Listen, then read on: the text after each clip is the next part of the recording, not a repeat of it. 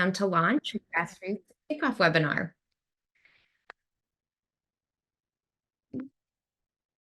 As you just heard, the meeting is being recorded this evening. Recordings will be found on the 2024 Grassroots Fund webpage after the event if you would like to look back at any of the recordings from the evening. Please also make sure that your name tag has your name, organization, and your preferred pronouns. And please hold any questions until the Q&A segment at the end. Feel free to use the chat function throughout the evening if anything pops up that you have more questions or wonders about, and we will be sure to make sure to address your questions during the Q&A segment.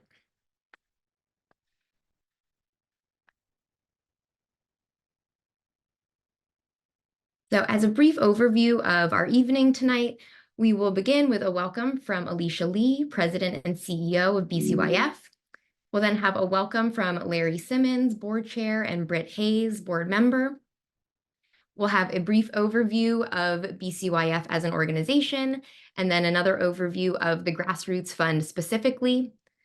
We'll then move into a grantee panel consisting of 5 of our current grantees.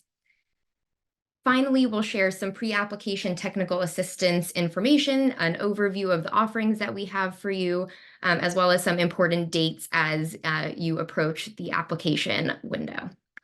Finally, we'll end with a Q&A, and then we will wrap up. So I would like to now turn it over to Alicia Lee. Thank you so much, Hannah. Good evening, everyone. First, I want to shout out the BCYF team.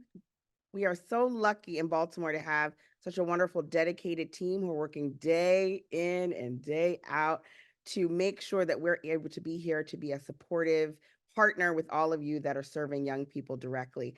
So shout out specifically to Hannah, who is the project manager for pre-application technical assistance, to the grant-making team, and to all of the members of the BCYF team who are here tonight to smile and support us all in this great venture of the Grassroots Fund. Welcome, everyone, to this session. We are so excited to be on this journey for the Grassroots Fund, the 3rd year in a row where BCYF is doubling down on its commitment to grassroots organizations as our primary focus at BCYF. So thank you for your interest in the Grassroots Fund. We're looking specifically to find folks that are doing transformative work with young people throughout the city, and to make sure that they have the resources to be able not just to host programs, but for their programs to thrive and be vibrant places for young people throughout the city. Last year, BCYF awarded $8.4 million in grant funding to 60 eligible youth programs, with $3.75 million going directly to Grassroots Fund organizations. And so we are so excited tonight to share more about the Grassroots Fund this year with you this evening. I am so excited to introduce the next folks. BCYF not only has the best team in town, we have the best board of directors. And so I am thrilled. We have so many board members here tonight to, again, just cheer us on and root us on as we're kicking off the Grassroots Fund. And I'm going to turn it over to our illustrious board chair, Larry Simmons, and our incredible board member, Britt Hayes. Thank you all. Thank you, Alicia, and good evening. My name is Larry Simmons, Jr., and I'm the current board chair for the Baltimore Children and Youth Fund. We're so excited to see you here this evening as we kick off the 2024 Grassroots Fund cycle. The pre-application technical assistance that we will be providing over the next 5 weeks aims to support organizations through the application process. I actually wish that this existed when I was running programs. BCYF is paving the way for this work, addressing long-standing inequities in the grant-making landscape and devoting efforts to supporting grassroots organizations. We hope that you can utilize the offerings available to you. And at this point, I'd like to turn it over to my BCYF colleague and board member, Ms. Britt Hayes. Thanks again for being here tonight, guys. Thank you, Larry. Thank you so much. And what a great introduction. And good evening, everyone. My name is Britt Hayes, and I'm a board member here at BCYF. It's an honor. It's an honor to learn more about the programs that BCYF funds, and we are so excited for the 2024 Grassroots Fund cycle and to see what organizations we will be partnering with. Each of you are helping to create a just and equitable and creative Baltimore for our youth, and we thank you for the work that you all are doing.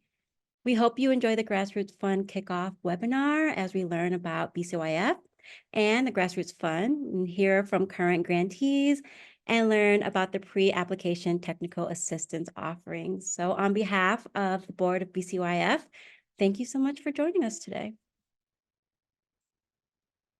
Thank you so much, Larry and Britt, for those remarks and for being here this evening and your support of BCYF. I would now like to turn it over to Sharice Page, the Director of Grant Making at BCYF. Good evening, everyone. Thank you so much for joining us. It's great to see so many familiar faces, but also great to see so many new faces. It's my privilege to provide you with an overview of BCYF, beginning with our background.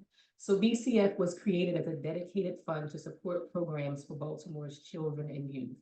The fund was launched in 2015 by Baltimore City Council President Bernard C. Jack Young in response to the unrest in Baltimore following the death of Freddie Gray while in police custody. This event illuminated long-standing inequities in public funding in Black communities. Baltimore City Council approved creation of the fund, and it was approved by voters in November 2016 with over 80% support.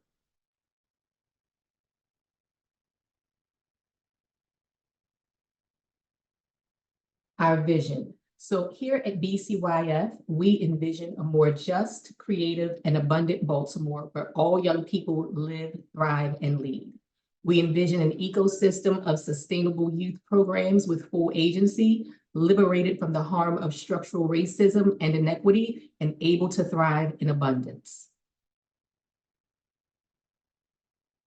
Our mission is to build partnerships that support the ecosystem focused on opportunities for Baltimore youth by providing support to leaders and organizations. And so many of you may wonder who is in the ecosystem. You all are in the ecosystem. Youth serving organizations and programs, schools, government agencies, teaching artists, program staff, youth and adult leaders, children and youth, families and caregivers, community spaces, funders, and advocacy organizations. Our values. So here at BCYF, our value is Ubuntu.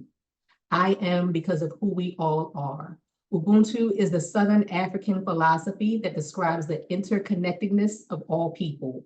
It emphasizes the idea that an individual's well-being is intricately tied to the well-being of the community.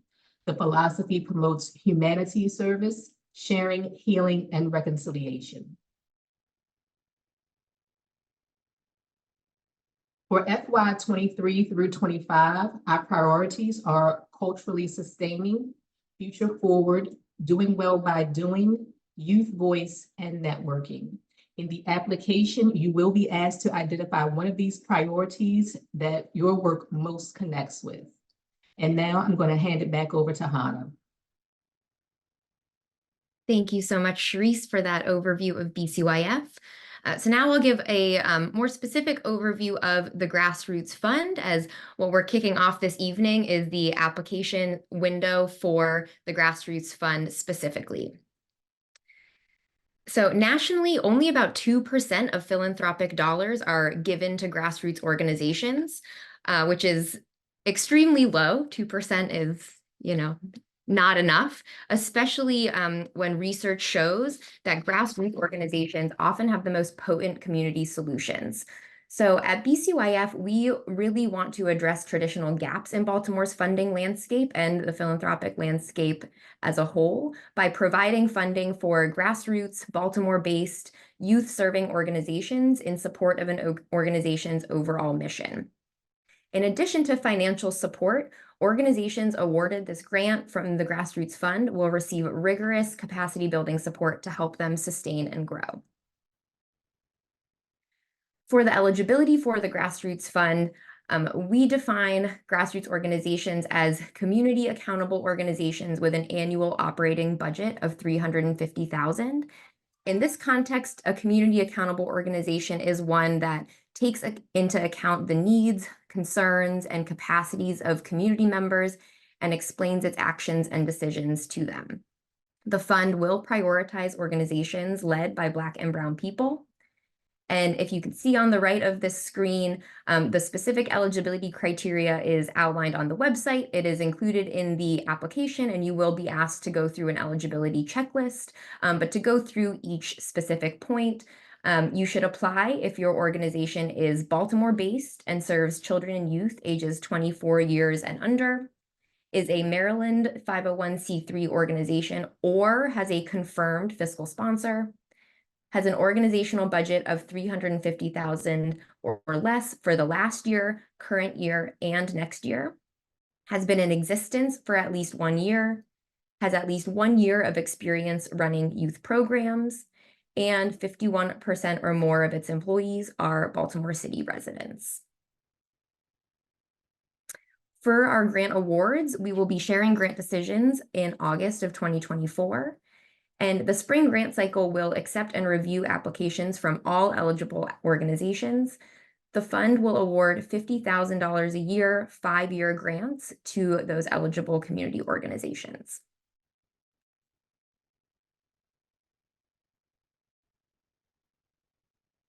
So now I would like to introduce our grantee panel. Once I introduce them, I will stop sharing my screen and spotlight each of the panelists so that you can see clearly who's speaking throughout the session. So first, I would like to introduce Kelly Nolan. Kelly is a proud East Baltimore native and resident.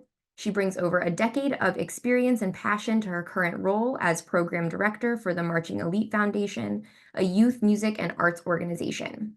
She holds a bachelor's degree from Towson University and a master's degree in nonprofit management from Drexel University. Next on our panel, we have Wesley Jameson. Wesley is the director at Mission Fit, where they are using movement and coaching to drive wellness, communication, independence, and leadership capacity in Baltimore's young people. He's been working at Mission Fit for 5 years to deconstruct barriers to health and wellness and to create a space where youth are the leaders of health across the city. Next, we have Matt Leone, who's the board vice chair of Tender Bridge and coach of the Baltimore Banners ice hockey team. The Tender Bridge provides mentorship to marginalized youth in East Baltimore while using ice hockey as a tool to build lifelong relationships with their players. In 2022, the Tender Bridge was a proud recipient of a BCYF Grassroots Fund grant, which has increased their ability to provide their programming. Allison Duggan is an artist, community organizer, and lifelong Baltimorean. Allison's strong community arts background informs her visual artwork and her approach as a community organizer with Fusion Partnerships Incorporated, where she serves as the director of community grants and manages the Infusion Community Grants program. Allison has worked closely with East Baltimore residents and community stakeholders to launch this program that funds resident-led, resident-driven, and resident-approved projects. And finally, we have Cameron Miles, who is the executive director of Mentoring Male Teens in the Hood. He started this mentoring program in 1996 with 5 boys. Over the years, they have served over 3,000 young men. The mentoring model used for this program is a group mentoring. And Mr. Miles says, "I do the work because I care about the youth and I want to leave the city of Baltimore better than I found it." Mr. Miles had previously applied to the Grassroots Fund and was not selected for funding, but did not give up and was awarded the Grassroots Fund grant in 2022. He shares, whatever grant you apply for, you have to be patient. And our facilitator for this evening is Lori James Towns. She is the lead consultant at Expand Now, and will also be providing some technical assistance offerings throughout the month of February and beginning of March. So I would like to turn it over to our panel. This evening, they will be sharing their experiences as grantees of BCYF, and I hope that you enjoy hearing from them.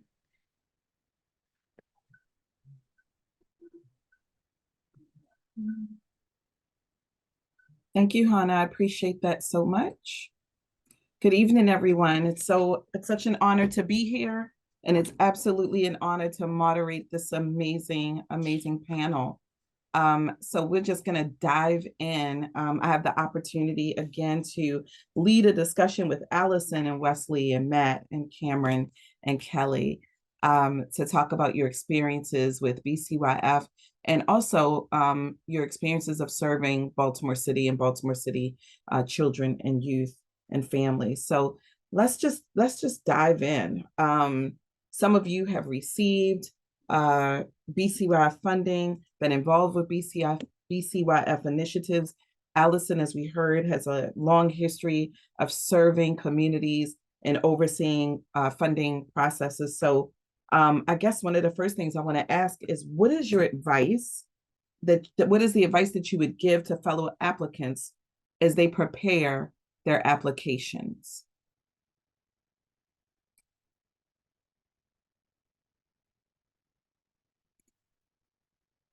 Go ahead, Mr. Miles. You want to go for, okay, Mr. Miles, as we call him.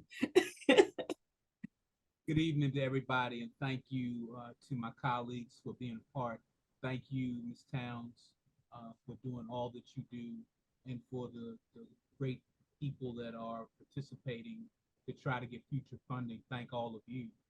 The advice I would give would be to read everything at least 3 times, and then you might want to read it some more, because things can get past you.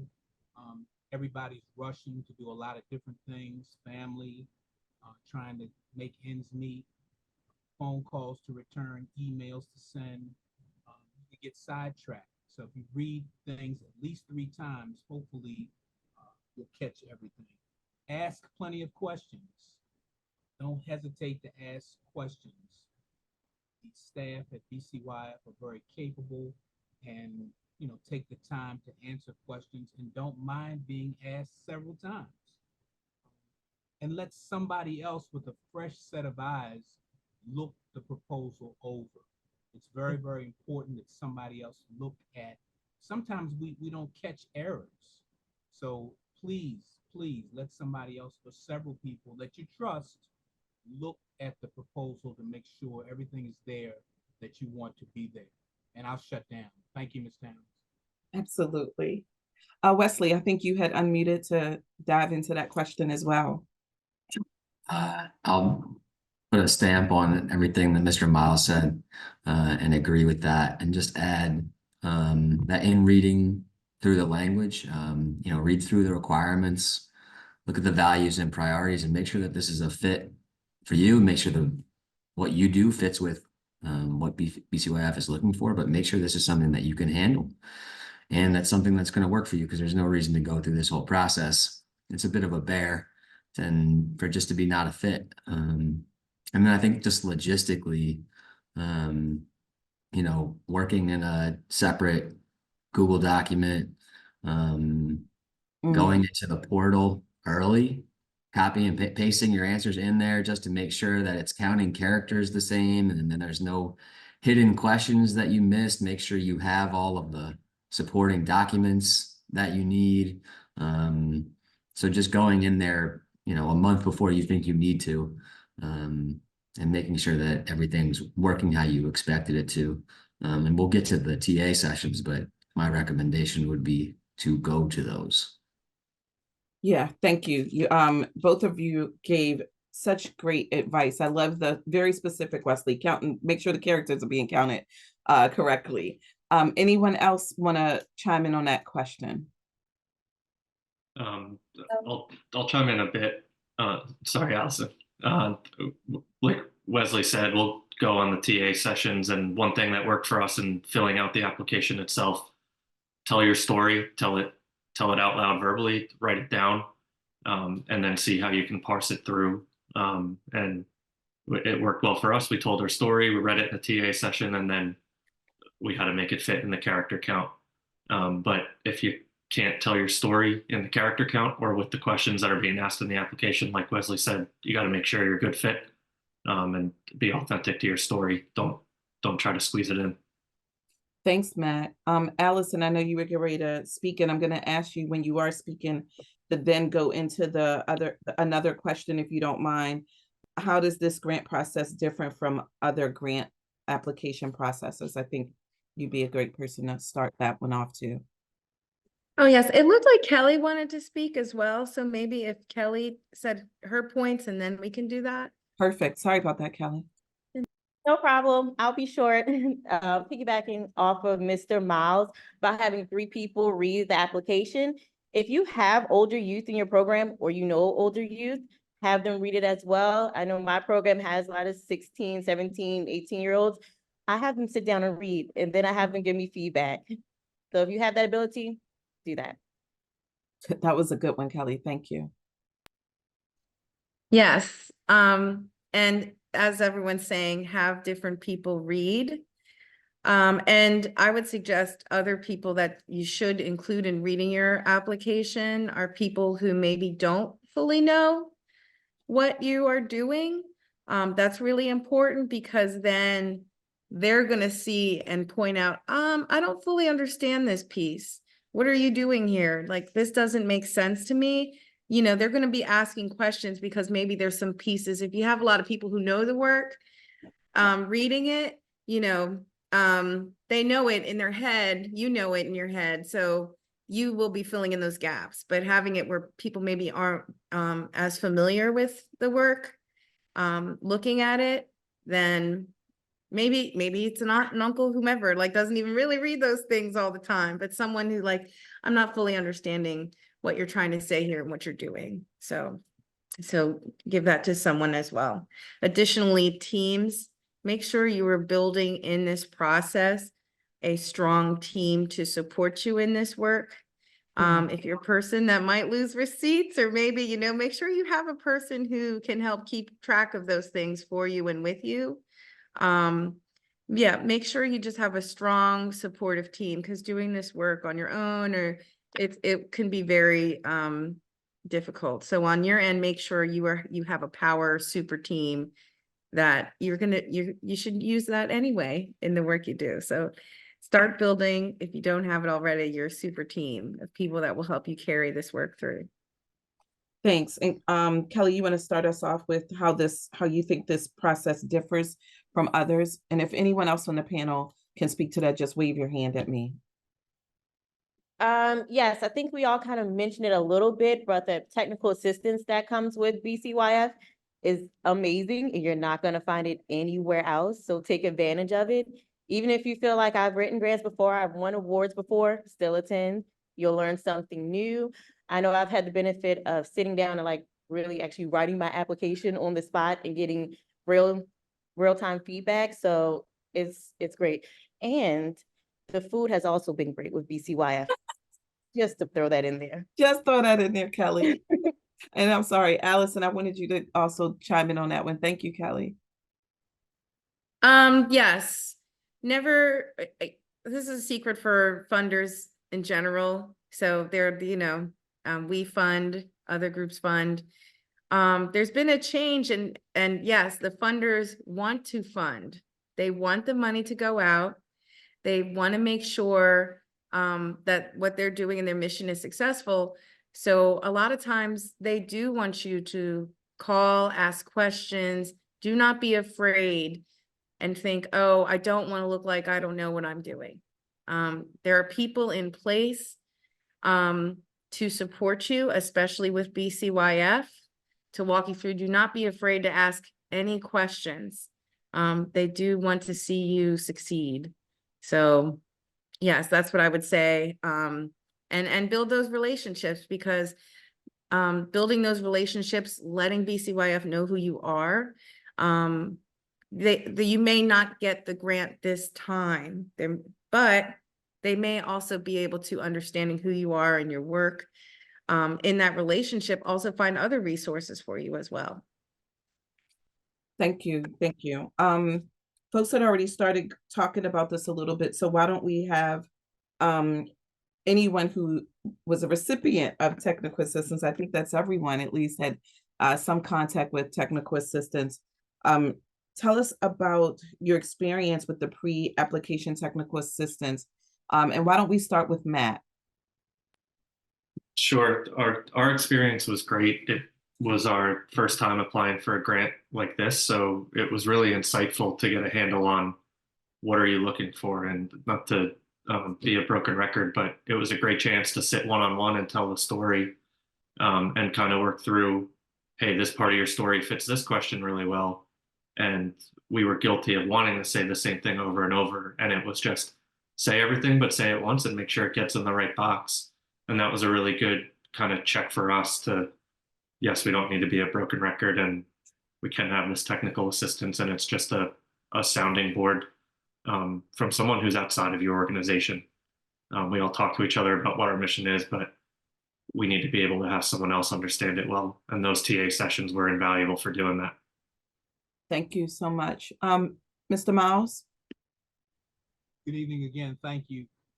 It was very helpful for us to have the technical assistance person on speed dial. You don't always remember everything you want to say face to face. And if you jot some things down, you get in the car, you get on the bus, however you're traveling. Hey, I forgot I wanted to ask about this. So if you have a good rapport with that staff person, you can reach out to them via email, phone call, write down what you're thinking about, and be able to go back and get those questions answered that you didn't answer face to face, because things are going to pop into your head after the actual meeting. We were nervous. Again, this was our second time applying for it, so we were a little nervous, didn't want to leave anything out.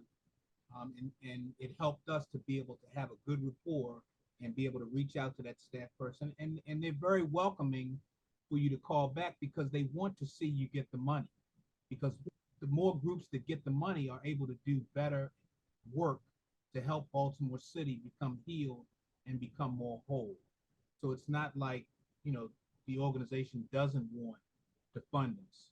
So whatever questions you have, you don't get them answered at the top end, write them down, and in a respectful way, worry that staff person, because I found that they were very, very helpful and didn't mind me calling 3 or 4 times in one day.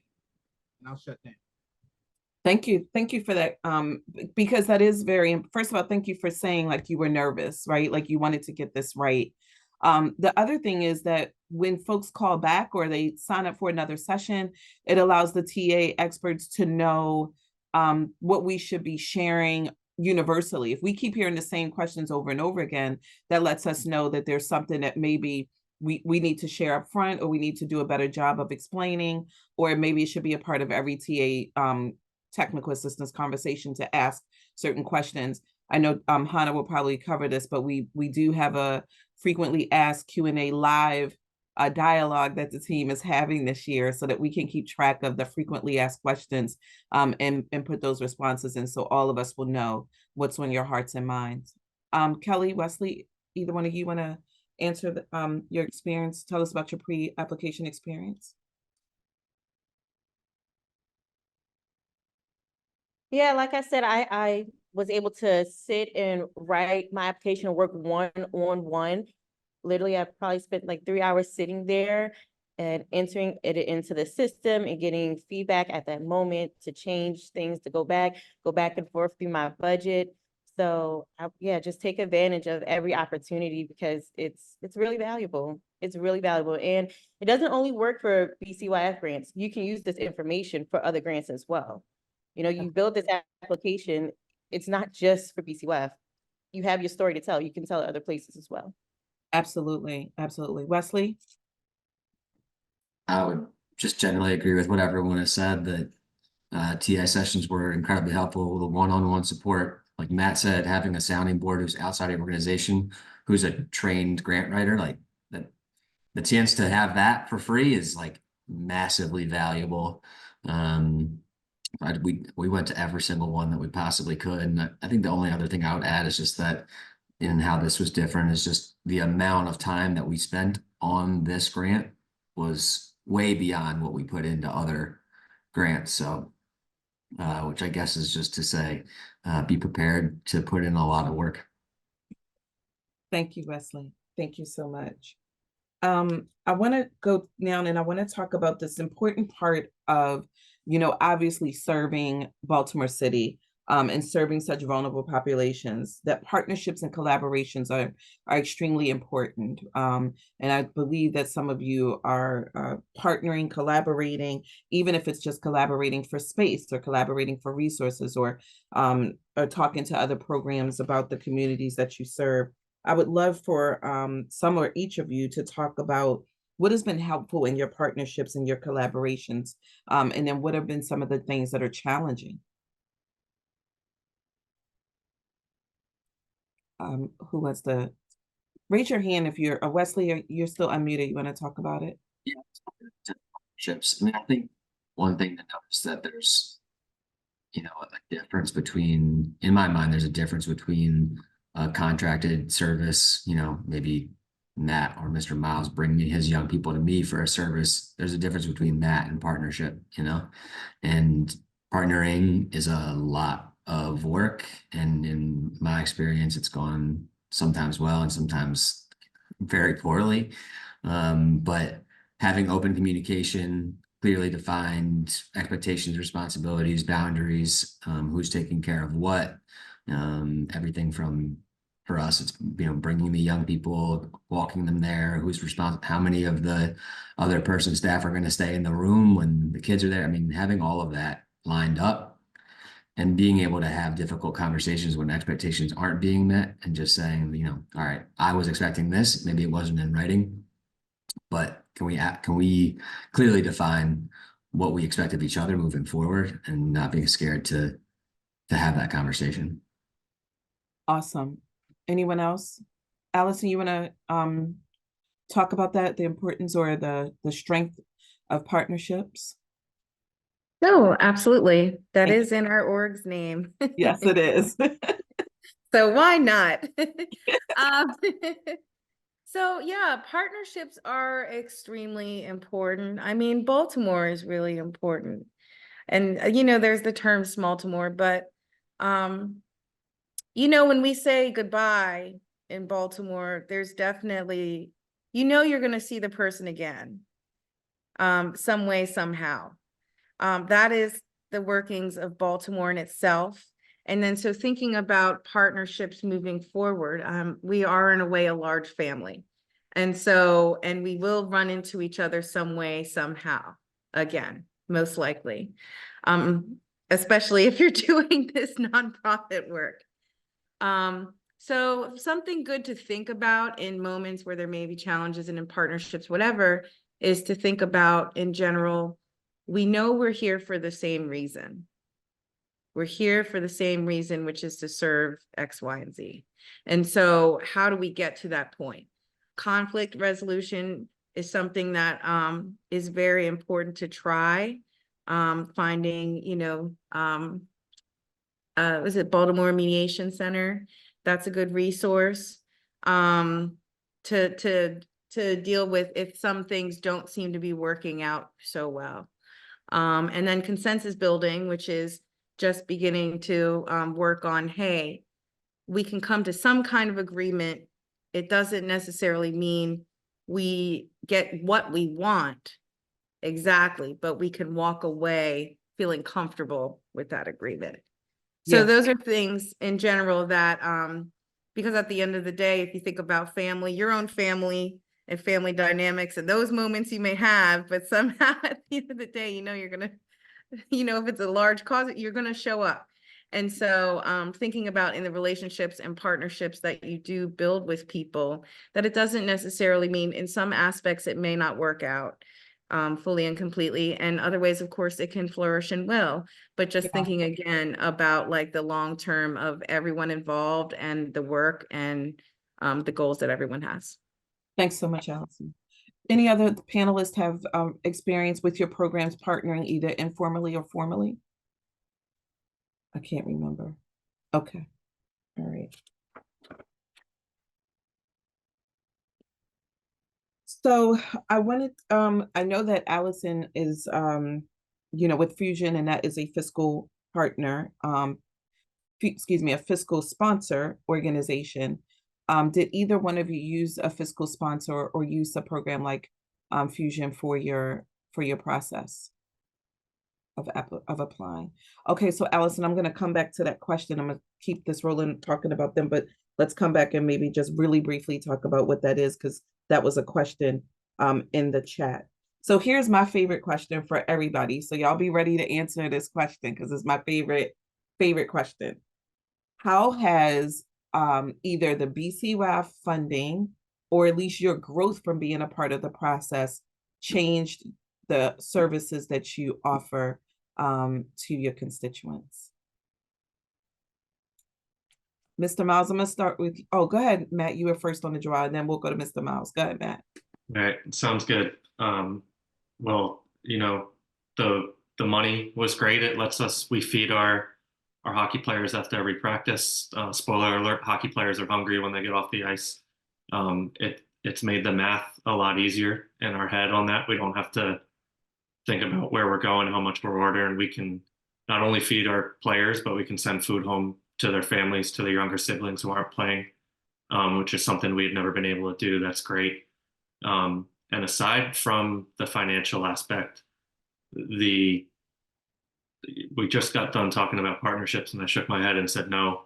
I view BCYF as a partner. You know, I thought it was just going to be we report and we get the money, and we have had a hockey player who he lost his father and never thought he was going to leave the house. He's now been on TV twice. Our exposure has gotten us to the White House to skate on their rink. BCYF is actively looking for ways to boost their grantees 24/7. So it's allowed us to grow. It's allowed us the infrastructure to grow responsibly with what you're allowed to use the money on. It's just been absolutely great all around. It's exceeded our expectations. Thank you, Matt. We'll go to Mr. Miles. Ms. Towns, will you allow me to go back to the last question about the difficulty? Absolutely. I was waiting for you to ask. Yes, absolutely. Yes. I'll go into the current question. Okay. The difficulty, I've been working with young men for 27 years. The difficulty for me is trusting people. Please be very, very careful who you trust. Everybody's agenda is not an honest and good agenda, and you don't want anything to do anything to bring a cloud or disdain to what you're trying to do. If I know the people that I think I know that are applying, you put a lot of time into it. I work a full-time job, and I spend most evenings and weekends writing letters, trying to get speakers, trying to get a donation, planning trips, whatever the case may be.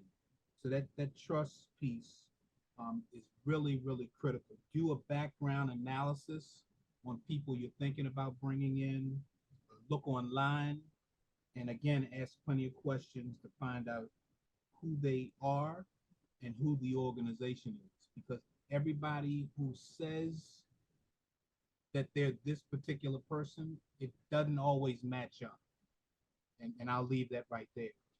The current question you're asking about the funding and exposure, Ms. Towns? Yeah. Yes, please, please.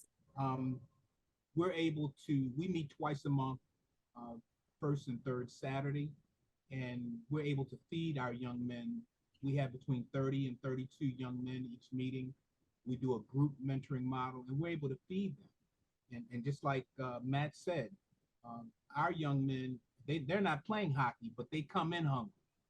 At 11 o'clock, Mr. Miles, can I get a snack? We don't know the home dynamic or any of that. So having that extra funding to be able to feed them, and young people, from my perspective, act differently when they have a full stomach.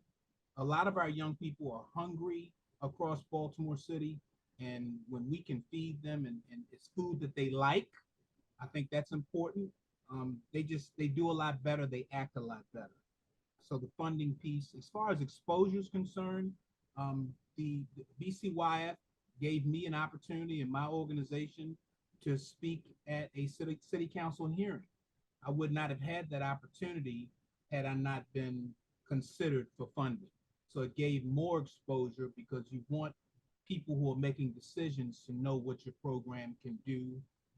So that was just an awesome opportunity. And you got to be prepared. You know, if they ask you to do something, whether it's something on TV or something at a hearing, whatever the case may be, please be prepared. Know what you're talking about. Have your talking points, because you only have a certain amount of time. And please keep in mind, you get that one opportunity. That first impression is a lasting impression. So you want to make a good impression. And I'll shut down. Don't shut down. Just pause for a minute. Don't shut down on us though. Kelly. Well, speaking on the financial aspect, when we talk about money, I'll piggyback on everybody else. Being able to purchase food for our teens have been amazing. I have teenage boys and girls, and they're all equally as hungry all the time. They will go spend their money at the corner store too. So we try to just, keep them in with us. Get your snacks here. For us also, we don't have to fundraise as hard. We're music and arts, we're a band. So they don't have to pay for uniforms. Girls don't have to pay for tights, leotards, things like that. We have mirrors, dance mirrors now, portable. We just have things that make it a lot easier for our students that they didn't have before. On just outside of money, the partnerships or the relationships that we've been able to create, I attribute our organization's relationship with Fox 45 and getting on the news so often because of BCYF, because they saw, okay, you're like vetted in a sense. So you're good people. We could put you on TV. You're going to do well. We can give you a spot at the Be More Healthy Expo, which we'll be at on February 10th.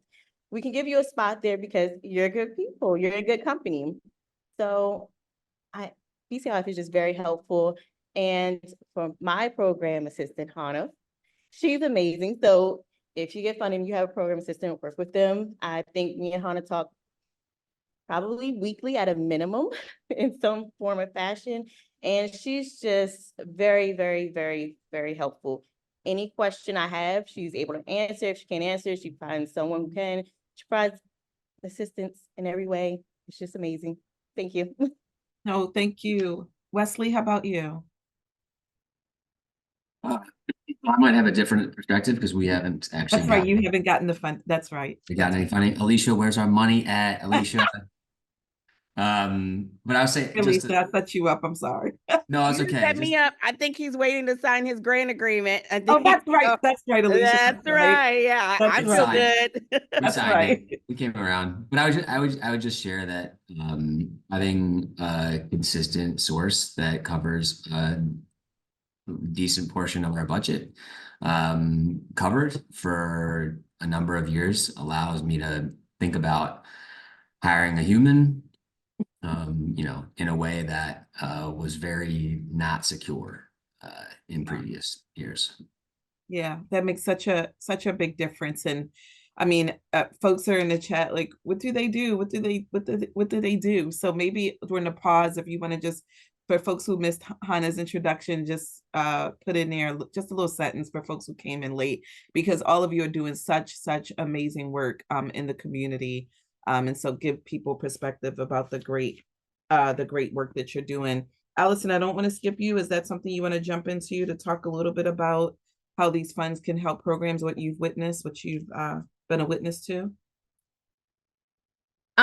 Yeah, I will say Fusion as a whole,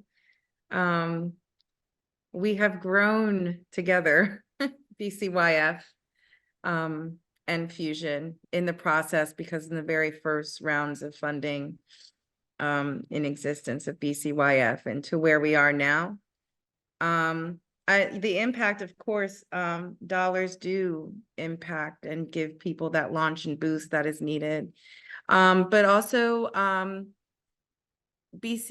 getting great BCYF funds, they take you seriously and ask you to make sure you're taking yourself seriously and recognizing your power and strengths in that work too.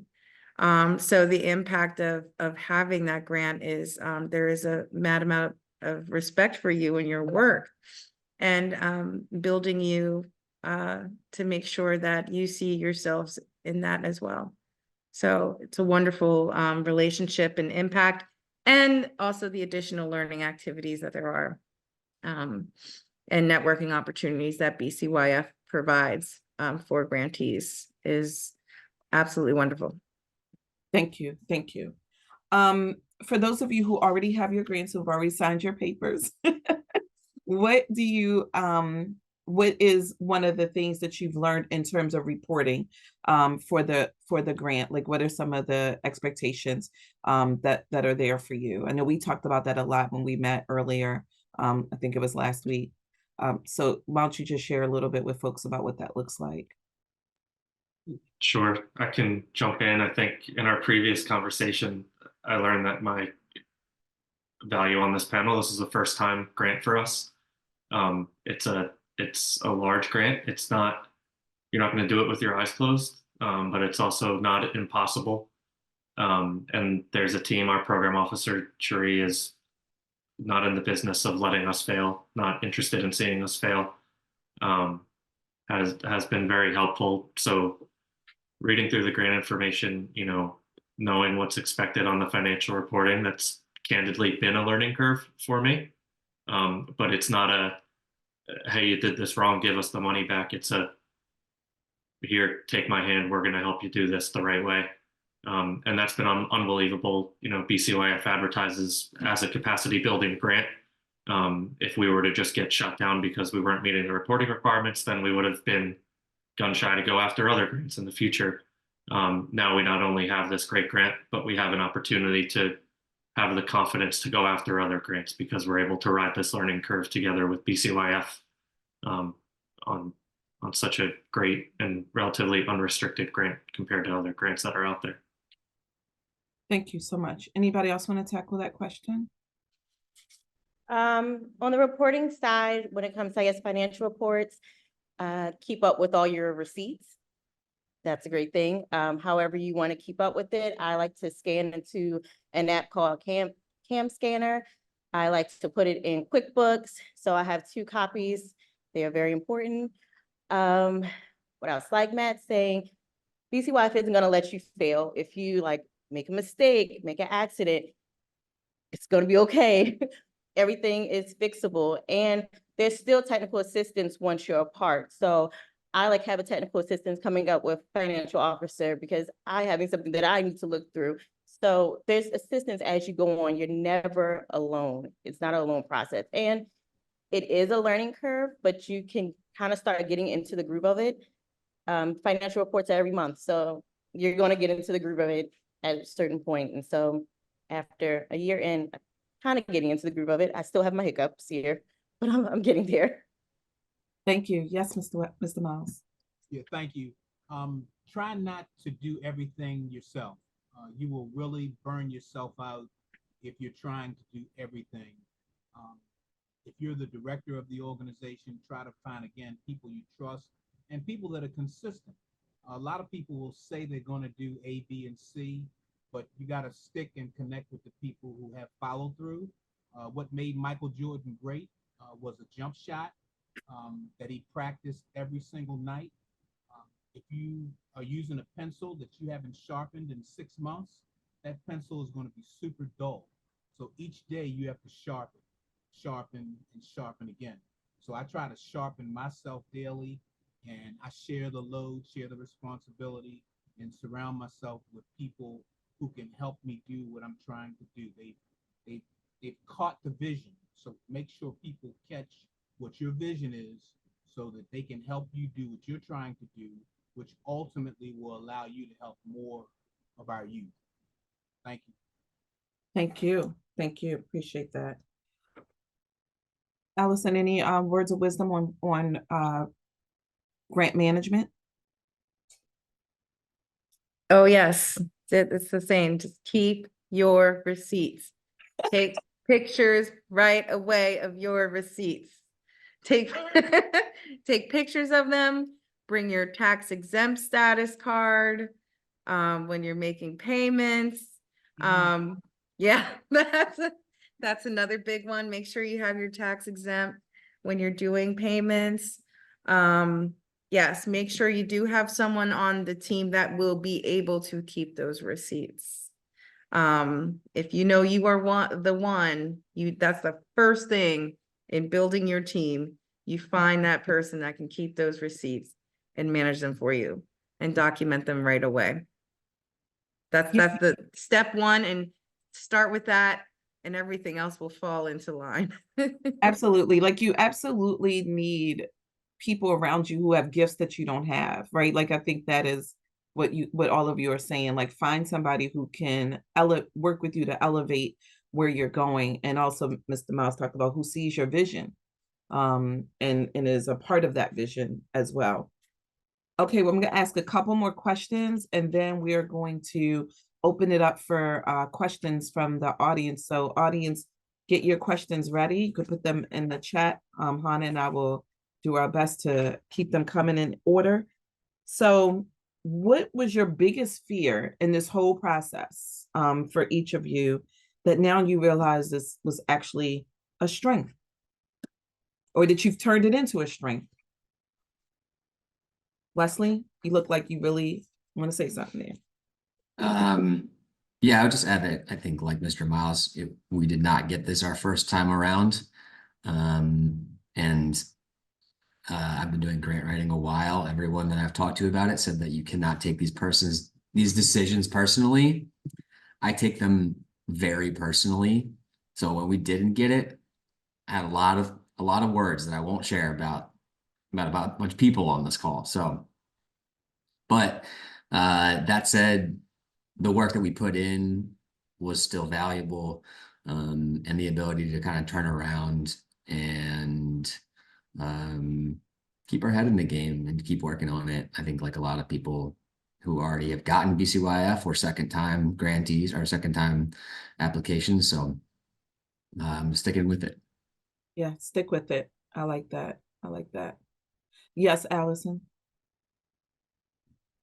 Yes, I wanted to say that in the process, if you do not get it this first round, do not be afraid to contact those who have relationships with the BCYF to ask, where can you strengthen your application? What may have been missing? Yeah, what may have been missing, and what maybe could be stronger in your case, because, you know, again, this is not, BCYF's not the only funds out there. Being prepared for other ones and being prepared to reapply again next year. So absolutely. Matt, how about you? Something now that you see as a strength, either that you or someone on your team had? Sure.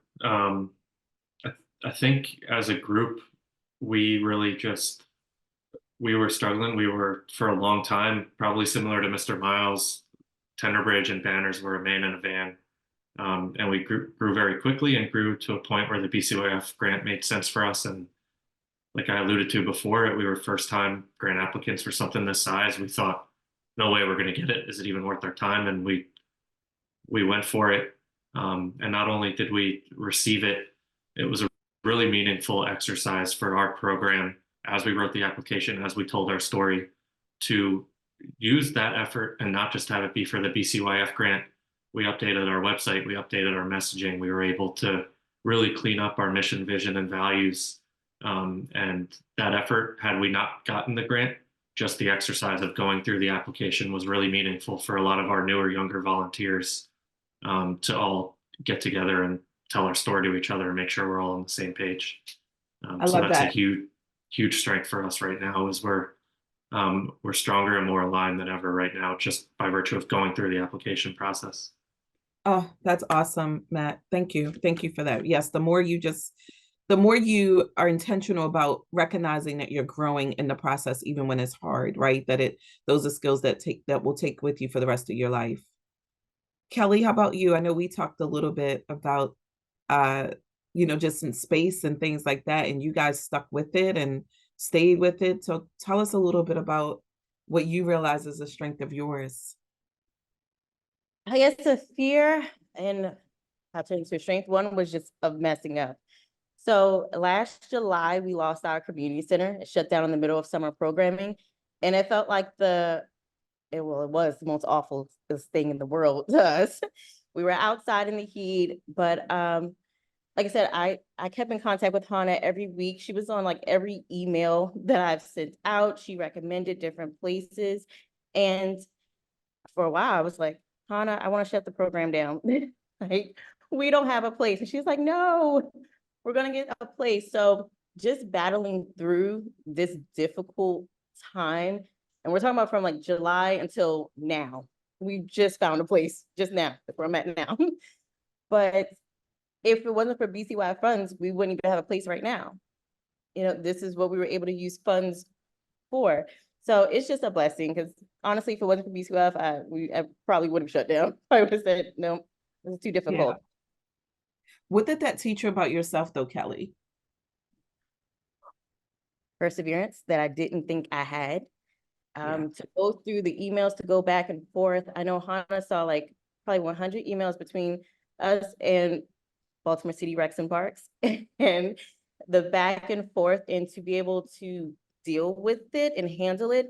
Because if I didn't have BCYF, I feel like having my back, I probably would have just gave up on it. Yeah. Honestly, it was a rough patch. Yeah. But to get through it and to know that somebody is always in your corner, they're always cheering for you, they're looking out for you, that became a strength for me, just to persevere through. So BCYF is a team. We're all a team together, and that's the benefit.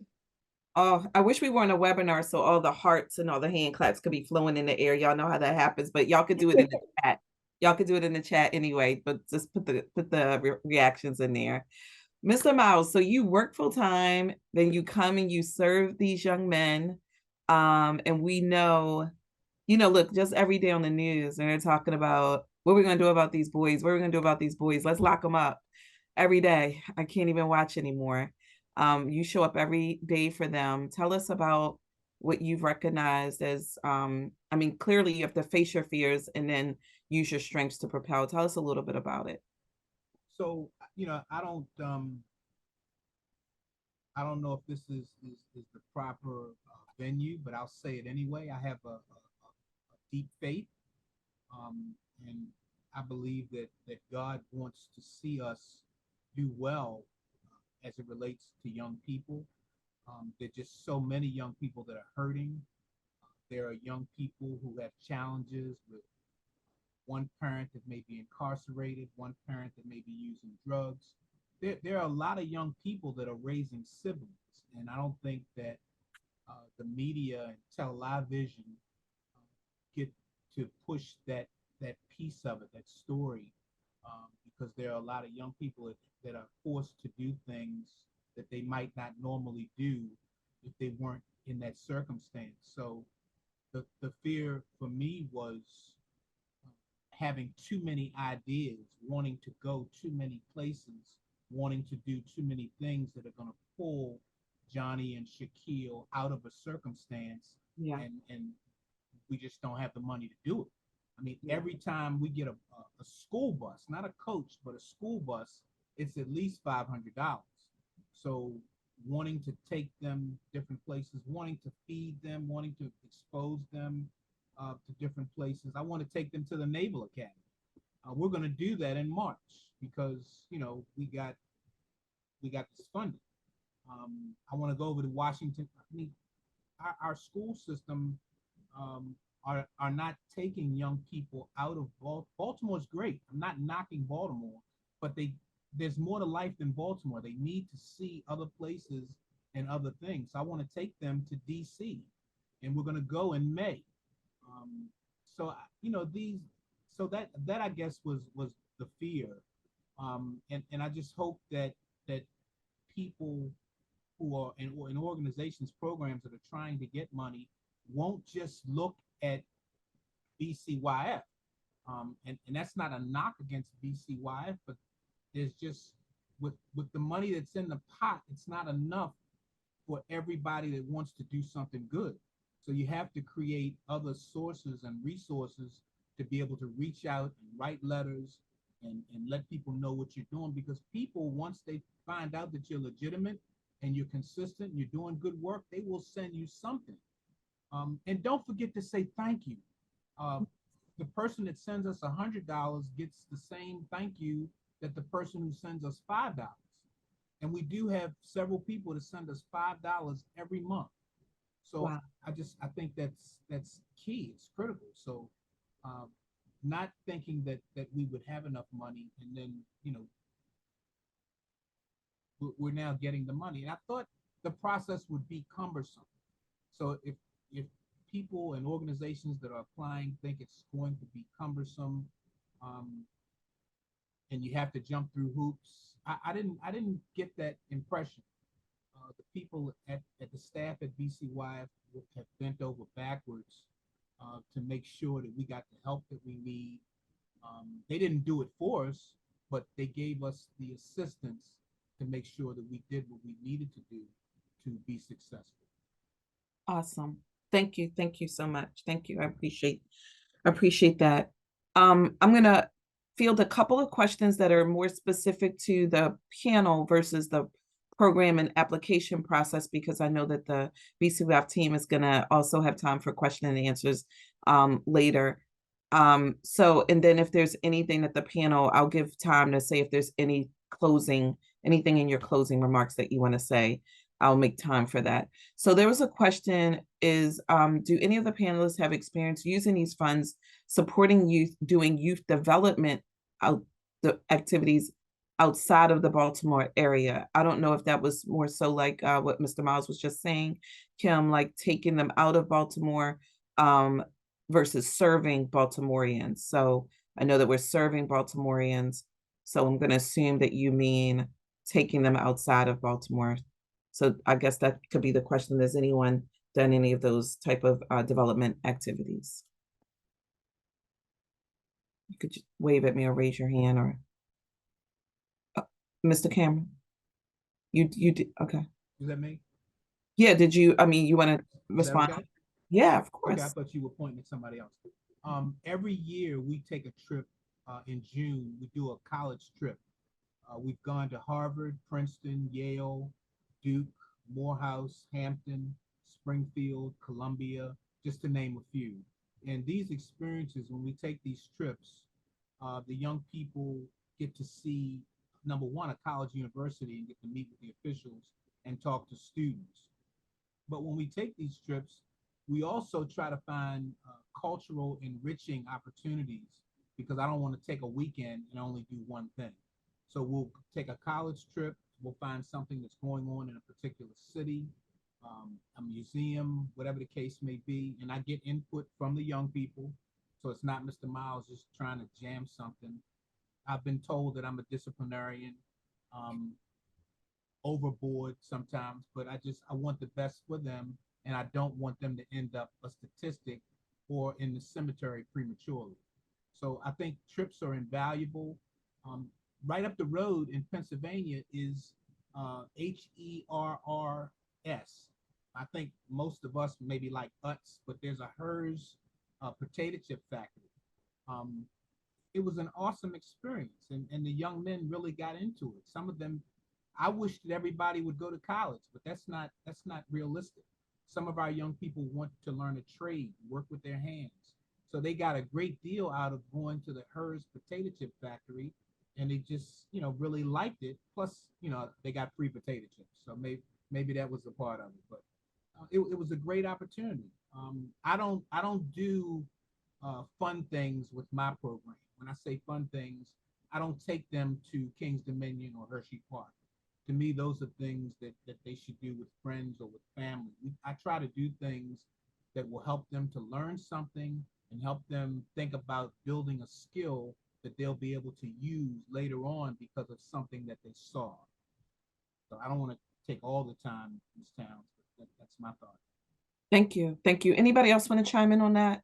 Things that you've done or outside of the program, or brought in guest speakers, or something beyond what you've already shared? Does anyone else want to talk about that? I could say something about that. I think Not it's through a from the panel. only the panel? Okay. Yeah, for now. Thank you. Sorry. All right. Thank you. Okay. Can I ask a question in there? I see a lot of conversation in the chat about the amount of time to fill out the application.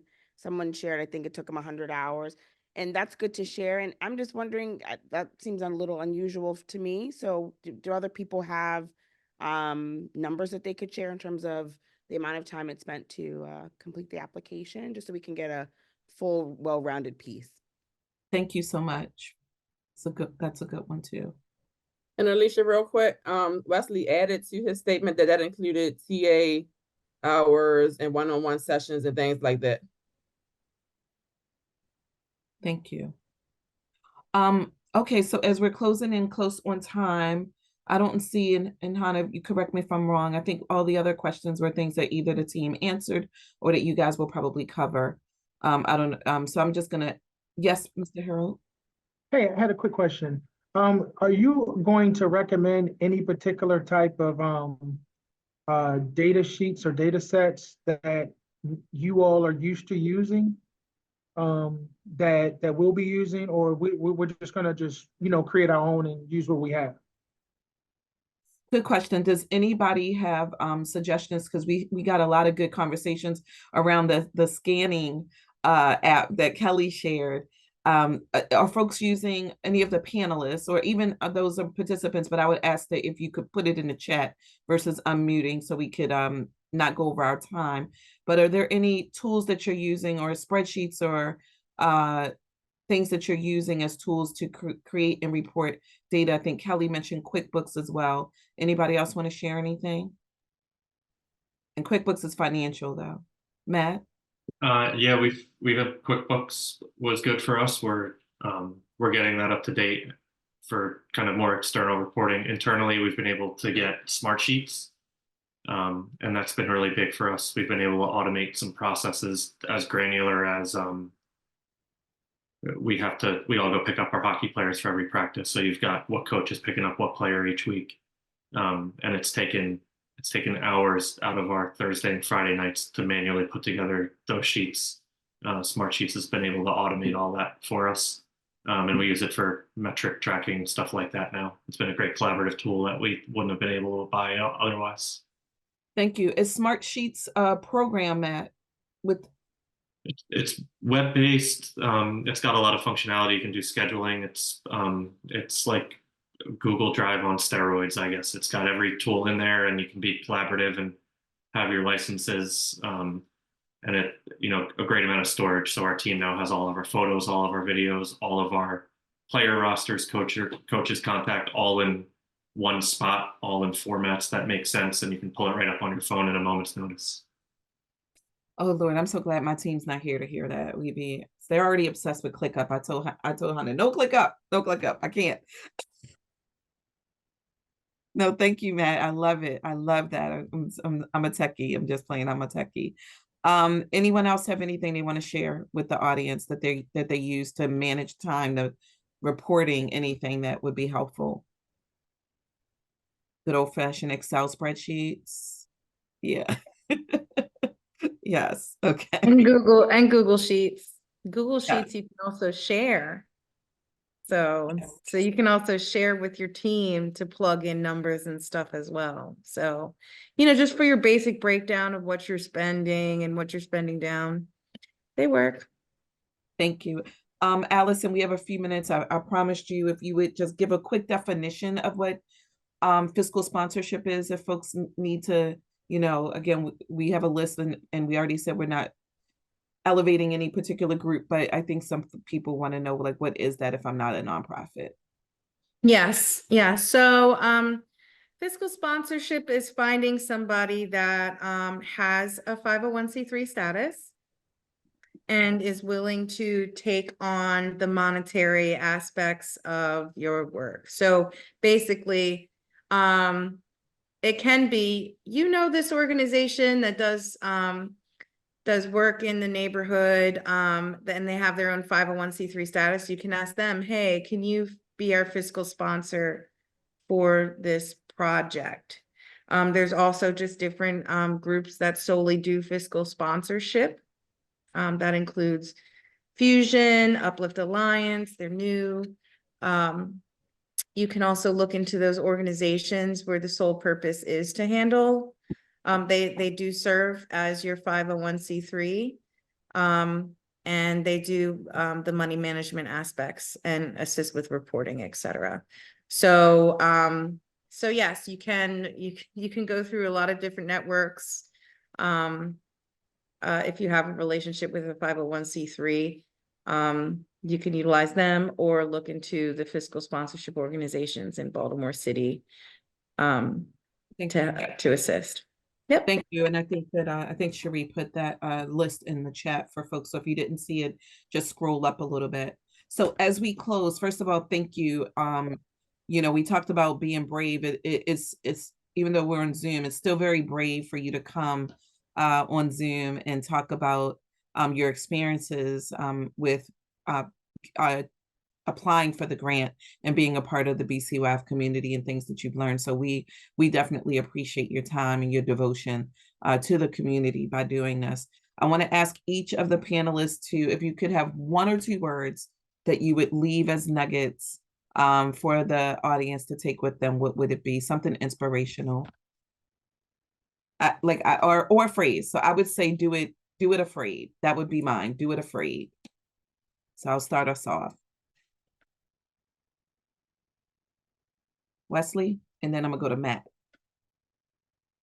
Take a deep breath. Ooh, that's good. I knew you had something good the way you were smiling. I knew you had something good. Matt, and then I'm gonna go to Kelly. It's worth the fight. I hope y'all are collecting these, Hannah. These are good. It's worth the fight.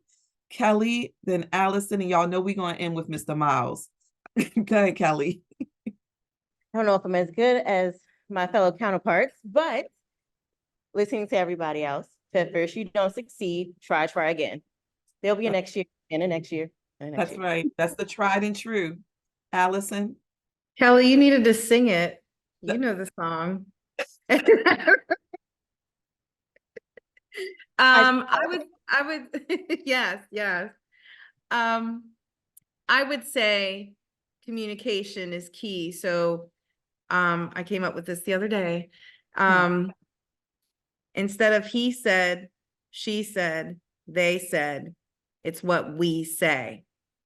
What we say. Got it. I'm going to use that for the mission and vision workshop. I'm going to write that down. I already wrote down what Mr. Miles said for the workshop on who are you partnering with. Know that they are in line with you. I already wrote that down, Mr. Miles. So now I got to write that one down, Allison. All right, Mr. Miles, close us out with an inspirational phrase. So before my inspirational phrase, I just want to say thank you, Ms. Towns. Thank you to BCYF.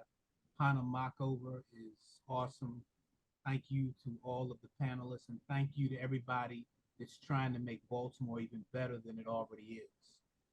I only have a minute, 60 seconds in it. I know that I must use it. Give account if I abuse it. Oh yes, I have a minute, but eternity is in it. We didn't even practice that, y'all. That was something I asked them off the, not that we practiced any of this, but that was a way to end. Thank you all. I second what Mr. Miles said. Not only thank you to the panel, but thank you for each and every person on this Zoom tonight, all 83 of us. As we said, Allison, we show up for Baltimore City to make Baltimore City better and provide services that our family, youth, and children need. So thank you, everybody. And I'll turn it back over to Hannah. Thank you, everyone. Thank you, panelists, for being here this evening. Thank you, Lori, for facilitating this wonderful discussion. We are not done yet, so we are going to share some more information about the Grassroots Fund application cycle. But before we dive back into some more information, we will take a 5-minute, let's make it a 6-minute break because we are a little ahead of schedule. So a break until 7:20, stretch, get some water, and then we'll come back together to share some information about some exciting pre-application technical assistance offerings.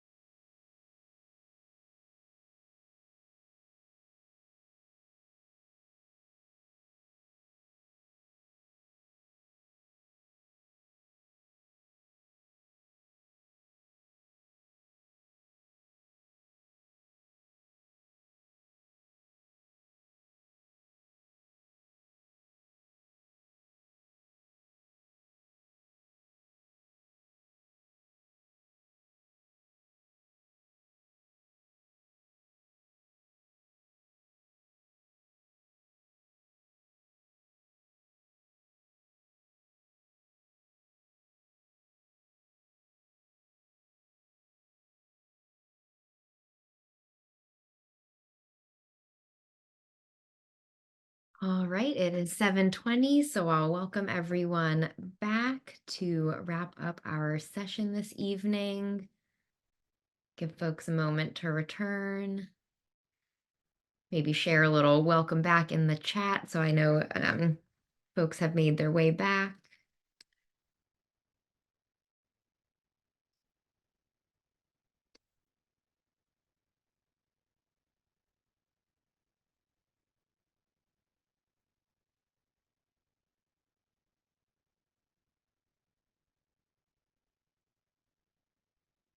All right, great. Thank you, everyone. So again, thank you to our wonderful panel. It was so amazing to hear from all of you. I hope you all read in the chat all of the appreciation and thanks from everyone that is in the space tonight. So moving on to the next piece of our evening, I do want to talk about the 2024 application and start sharing some logistics and important information for everyone interested in applying to the Grassroots Fund.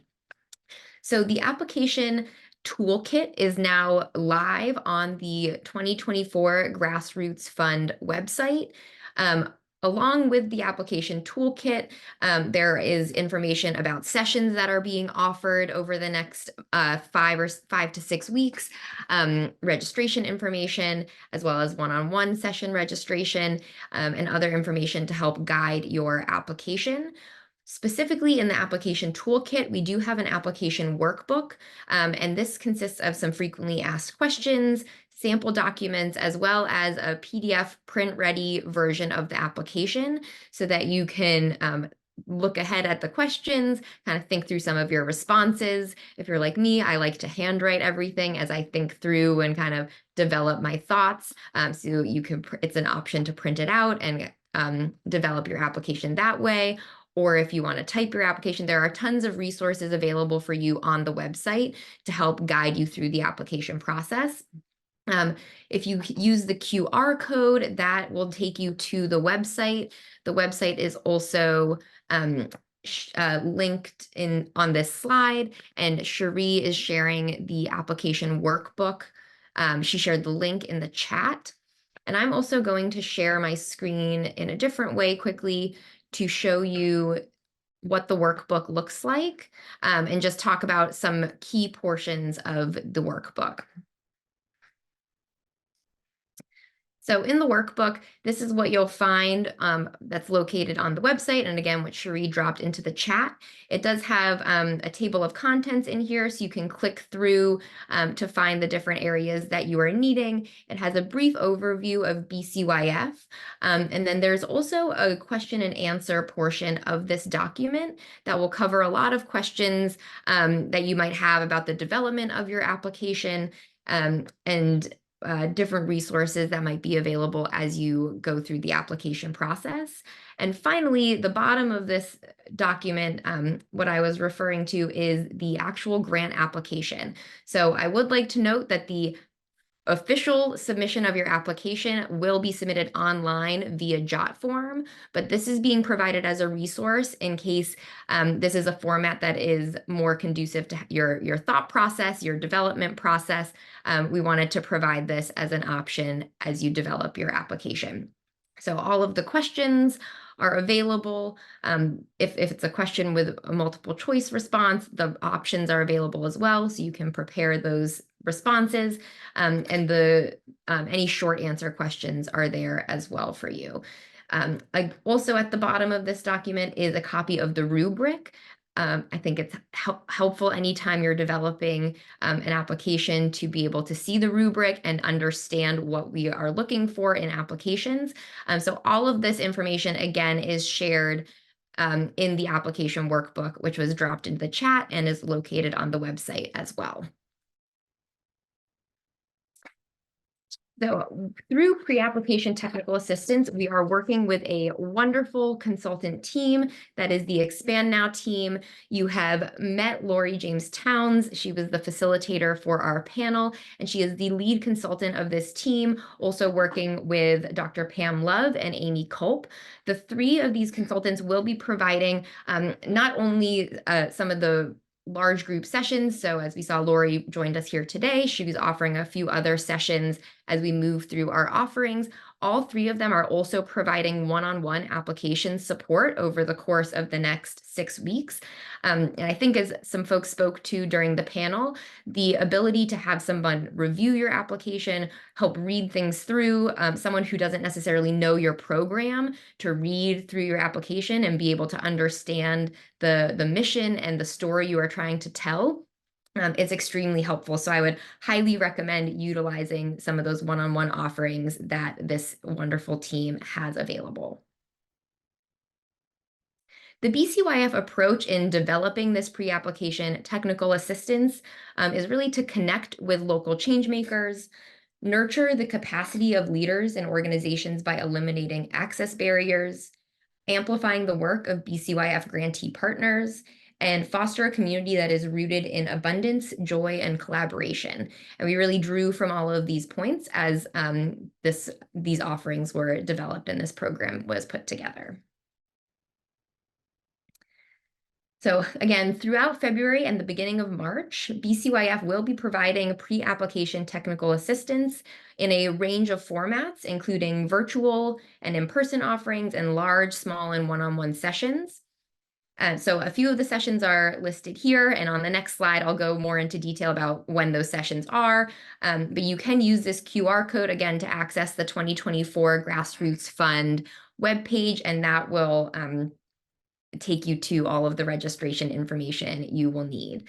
I do want to highlight again the one-on-one application support. I know I mentioned it on the previous slide, but we saw a huge number of folks trying to get appointments for one-on-one support right towards the end of the application window. And we are willing to make it what accommodations we can, but our availability is limited. So I highly recommend if receiving one-on-one support is something that you're looking for. Again, as the panel mentioned, I think it's something everyone could benefit from. I highly recommend scheduling an appointment as soon as you're able, just to make sure that you're able to get that assistance that you're looking for. So to go a little bit more in detail with some of the offerings we have our next virtual session coming up is on Tuesday, February 6th, and it is on mission, vision, and values. Lori is leading that session, and she will be facilitating a really interactive session to help organizations develop a really clear mission, vision, and values. So again, that will be on February 6th.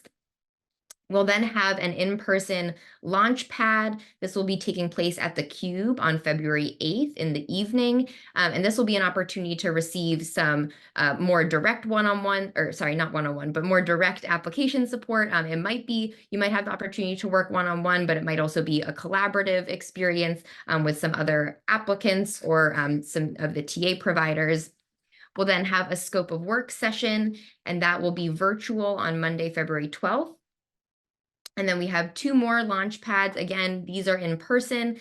It's a great opportunity to have someone look at your application, collaborate with some other organizations that are also going through the process. And specifically for the session on February 15th, we will have some members of our finance team present. So if you have questions about your budget, how to develop a budget to submit with your application, this would be a great session to attend to get some of that additional support. And then our final launch pad will be on February 22nd. And this will be a slight change in time starting at 6:15 instead of 6 o'clock as the others. But again, another in-person session for some support for you all. I do want to highlight for all of our in-person sessions, so for all 3 launch pads, we are offering childcare assistance as well as transportation assistance. So if that's a barrier to going to an in-person session, we really want to do everything that we can to make these sessions as accessible as possible. So when you are registering for a session, it asks if you have any childcare or any transportation needs. So please acknowledge if that is a need that you have so we can make sure we get you set up and squared away if needed. So now for some important dates. Again, the application workbook is now live on the website. It went live today, Thursday, January 25th. The online application will open in 1 week on Thursday, February 1st. So again, as I previously highlighted, the application workbook is a great resource for everyone to use. It is not your official application. So we are not accepting paper copies. The online application is what will be submitted as your official application. The application will close on Friday, March 8th, and it will be closing at 5 p.m. So those are two of the most important dates, opening on February 1st and closing March 8th. And decision letters will be sent in August of 2024. And again, this QR code will take you to the full technical assistance schedule, and all of the offerings can be found on the BCYF website.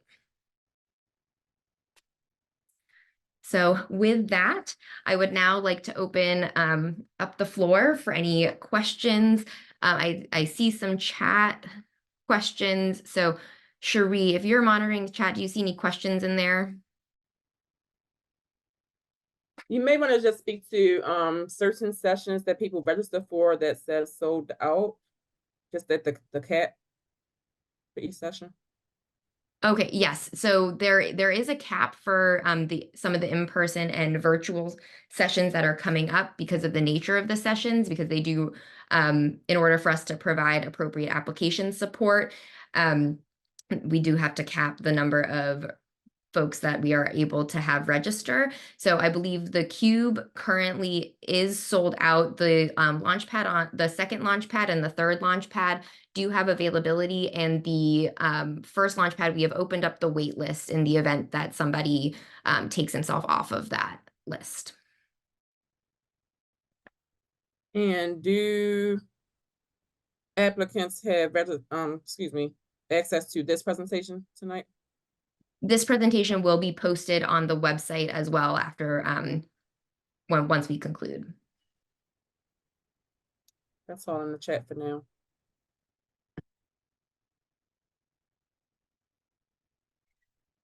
The wait list should be open. Lillian, are you able to speak to how to get on the wait list?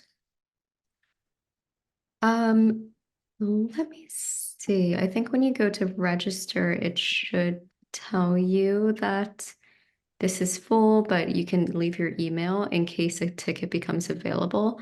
I'll go and look for myself, and I'll put something in the chat in just a little bit. Thanks so much, Lillian.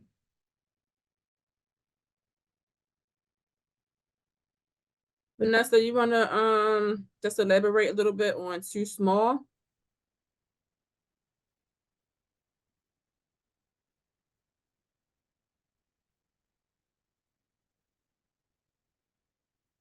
No expectation of how many youth your program will target. Kimberly, I don't understand your last question, but Vanessa was asking, is there a too small to apply? And I don't want to assume what she meant.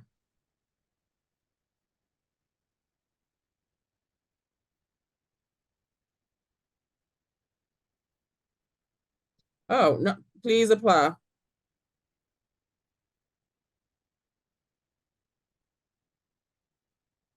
I'm sorry, I'm just responding to her chat message. Yes. Just apply. Apply.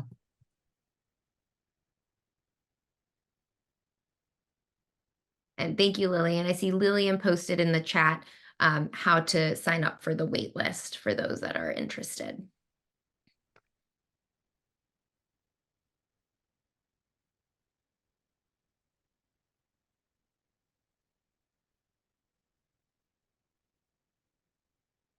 So if anybody has any other questions, you can feel free to raise your hand or share your question in the chat.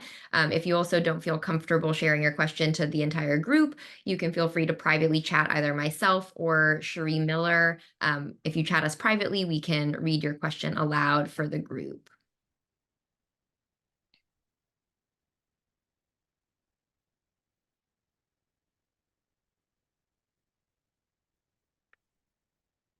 I see a question. Go ahead. So does your fiscal sponsor have to be on the list shared? That list, it wasn't necessarily, no, they don't have to be on that list. That was just a resource to let you know more about the fiscal sponsor, how they can support you, how to develop a relationship with them. BCYF does not necessarily advertise or recommend a particular fiscal sponsor. So we do encourage you to do, your due diligence around researching, and really just make sure that you can have a good relationship with that person, because they will be your right hand and you will be there. So just make sure that it's a real support system when you do your research.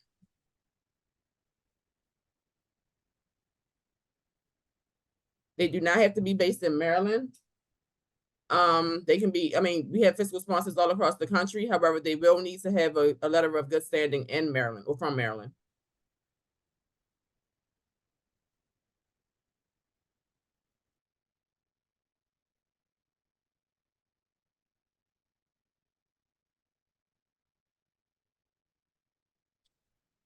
Good question, Jill. Hannah, do you want to answer, or am I doing too much?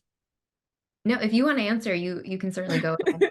Great question about insurance, Jill.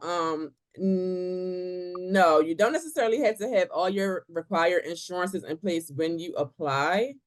But yeah, just like all the panel members spoke to, the program officers will support you. We will likely talk to you weekly about where you are, with your insurance requirements. We do want to set you up for success. We want to make sure that your organization is safe, secure, and that you will be, in the clear if something happens on the grounds of your program. So we definitely do work with you. But we do encourage you to look at the information and just try to get a good insurance company early. Thanks, Cherie. I have one question in here. It says, does it matter if your nonprofit is public or a private 501c3?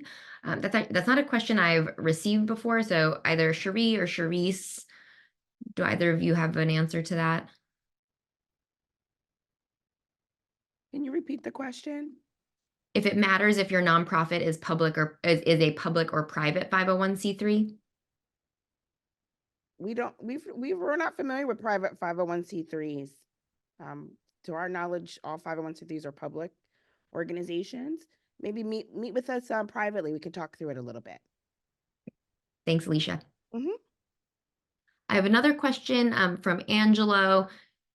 Angelo, did you want to unmute and ask your question and elaborate, or would you like me to just read it from the chat? Sure, I can ask. So if you apply for the grant, the 5-year grant, and you get a letter in August saying, okay, your organization has been granted, how does the funding comes in? Is it monthly, every 3 months? Is it starting in January? How does it work? You follow me? Yes. So our current disbursement schedule is for the Grassroots Fund is that one payment for 25% of your annual amount, so $12,500, was given upon signing of your grant agreement. And then we asked for some other requirements to be completed, such as obtaining your certificate of insurance, some MOED requirements, the Mayor's Office of Employment and Development. And I'm forgetting one, Cherie. Oh, the criminal history record check criminal history record check attestation form. So there were some other requirements that we asked to be completed, and then we released the second payment of that first half of your annual grant award. And then the second disbursement of the year will take place sometime in March, pending receipt of all reporting requirements through December. That is what we're doing this year. We are looking at revising that schedule and that timeline to make it a little bit more, to make it move a little more seamlessly for folks. In terms of when you will get your payment, we have these schedules, but it also does depend on when you're getting reporting requirements in. If there is a delay in us receiving some of the reporting, then there will be a delay in payment. So a lot of it comes down to your ability to get the reports in when they are due. Hey there, sorry, the question was fully asked in the chat again. So the question was, do we fund private foundations? No, we do not fund private foundations, public charities only. Public charities only. Sorry, I just heard the word private. I didn't hear the word foundation in there. So public charities only. Thanks, Alicia. And I see Roxanne asked in the chat how many grants will be awarded. We are awarding 12 this cycle. Cherie responded in the chat. Thank you. And there's also I'm just reading all the questions aloud just to make sure everyone is receiving the answers. So there's a question, background check of staff needed at the time of application completion. And we do not accept background checks. We require completion of an attestation form stating that you will get background checks for your staff. And that is required upon reward and as a condition of disbursement.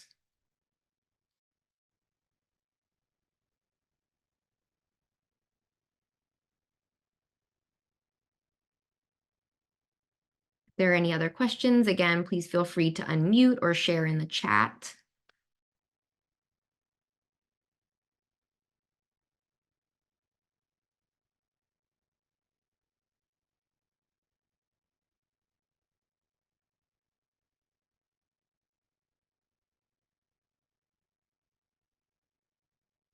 Yes, Angelo. Everybody's so quiet, I guess I can talk. So if you apply for this grant this year and you don't get it, would you have the same opportunity next year or not? I'm sorry, could you repeat the last part of that Sure, question? sure. So if you apply for the grant this year and for whatever reason you don't get it, is next year going to be another application or another opportunity to apply for the 5-year grant, or this 5-year grant is only a one-time thing? If you did not receive funding this year, if you do not receive funding, then you are eligible to apply again. Yeah. Okay. So this seems to be an ongoing grant every year. Look, might be the case, the 50,000. Correct. The Grassroots Fund is, we open the application every year. Okay. I see from Jill, do all employees or subcontractees, my apologies, have to be American citizens, or can they be green card or student visa holders? And the only legal requirement is 51% of your employees and contractors need to be Baltimore City residents, Joe. That's a great question. Thank you, Alicia. And I see from Karen, any specific budget expectation? Are you able to unmute and maybe elaborate on that? Are you meaning for your organization budget or for the budget to be submitted as part of your application? Which budget are you referring to? The budget to be submitted as part of the application. So the budget that you're submitting will be, you'll submit a few budgets. You'll submit your organization budget for last year, the current year, and next year. Because again, one of the eligibility requirements is that your organization budget is 350,000 or less. And we will also ask you to submit a budget to reflect your first year of funding. So for this grant, it would be 50,000. So we would ask you to submit a budget reflecting how you would spend that $50,000. Thank you.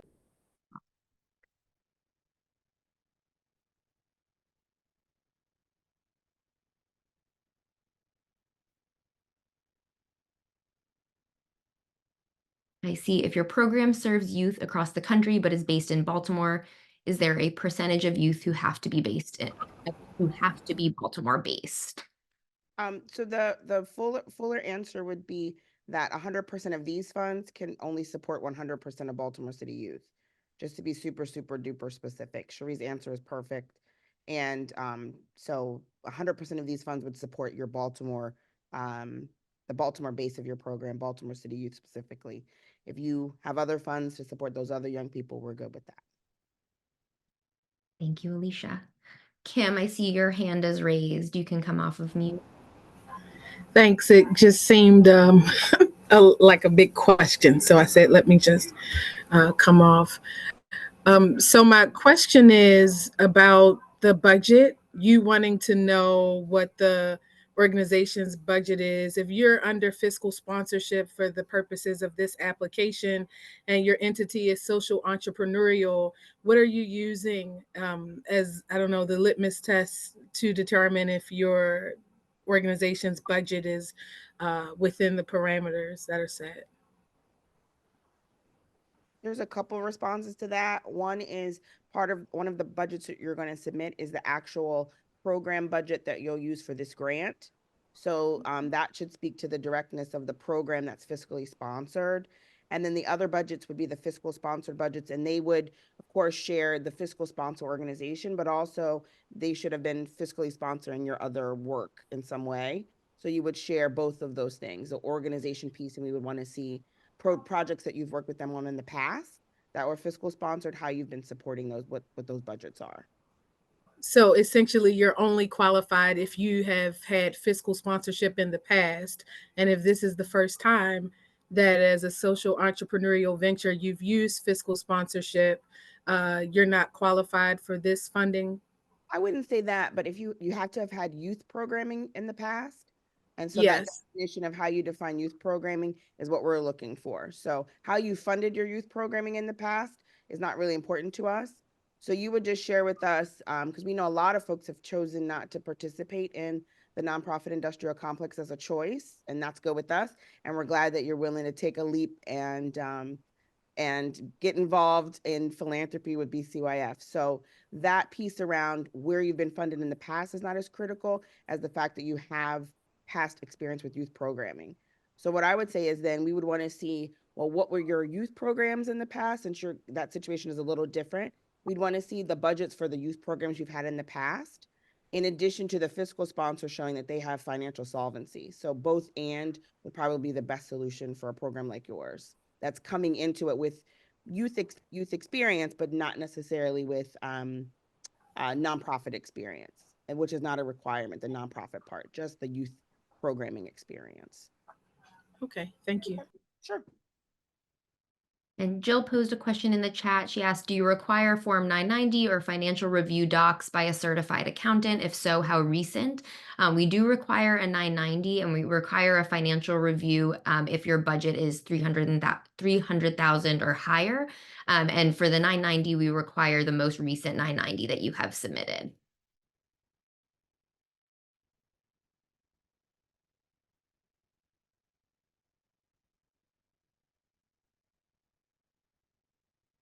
Yes, Paula. Hi, a question about that 990. If you have a fiscal sponsor, it's their 990, correct? And then what do you need? If you're not a nonprofit, but you have the fiscal sponsor. If you're not a nonprofit, you're not required to submit 990s, right? So you would just submit the ones for your fiscal sponsor. Okay, perfect. Okay, thank you. Of course. Wait, and then for the fiscal sponsor, one thing. So their budget has to be smaller than 350,000, or No, that's the youth program. Nope, the youth just program. the program. Okay, perfect. Okay, thank you. Yeah, hopefully the fiscal sponsor has potentially millions.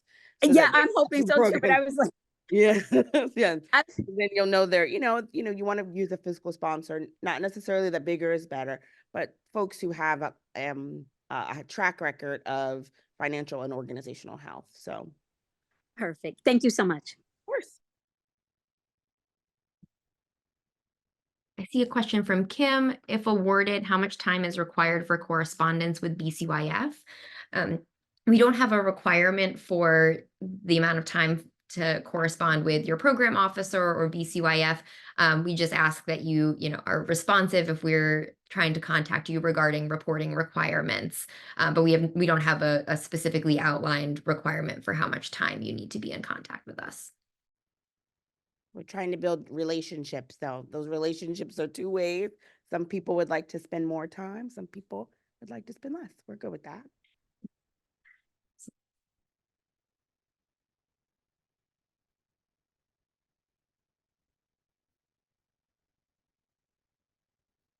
Kimberly asked, can my fiscal sponsor have experience with youth programming if my organization is relatively new and this will be a launch of youth programming? So you have to have at least 1 year of you as a person who's if you have a fiscal sponsor, you need 1 year of youth programming under your belt. So the program itself needs to have happened for at least 1 year. The fiscal sponsor relationship or experience wouldn't count here. So this is really about the organization of a program that's being represented here, asking for funding, having at least 1 year of youth based experience.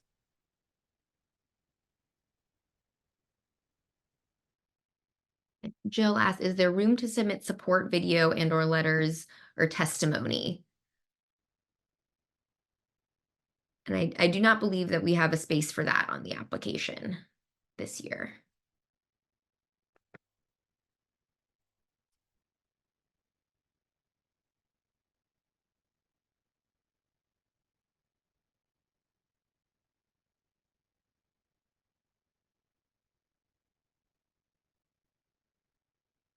Are there any other questions?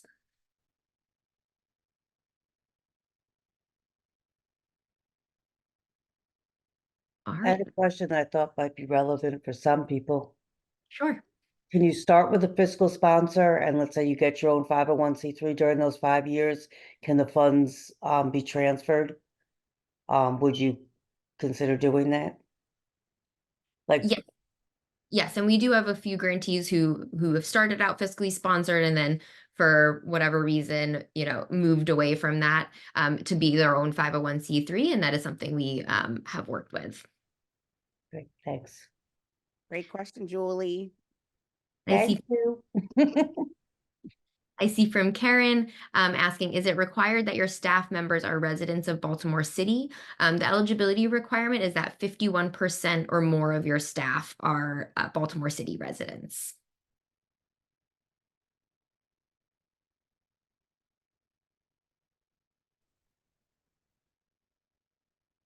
Jill's question is, do you ask for website or Instagram info, and do panelists review these?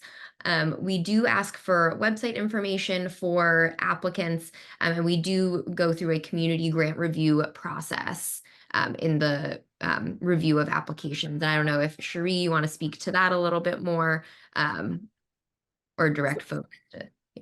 So the community grant reviewers, they are not, we don't ask them to look at your social media. However, in last year's process, a lot of those topics came up. People would say, well, I checked their Instagram or I checked their Facebook, or they don't have a website. So reviewers on their own sometimes go and do that extra step. And they just want to get a real feel for what your program is about visually too, opposed to just the written application piece. So great question. They definitely check. We definitely talk about it, but it's not a requirement. Thank you, Cherie. And I'm looking at the time, so I think we'll allow one more question, and then we will wrap up. So Vanessa, I see your hand. Thank you. My organization is not fiscally sponsored, but we are a program that is under like an umbrella organization. So I know that we would submit the umbrella organization 990. Are there other things specific to our program that you think we might need to provide?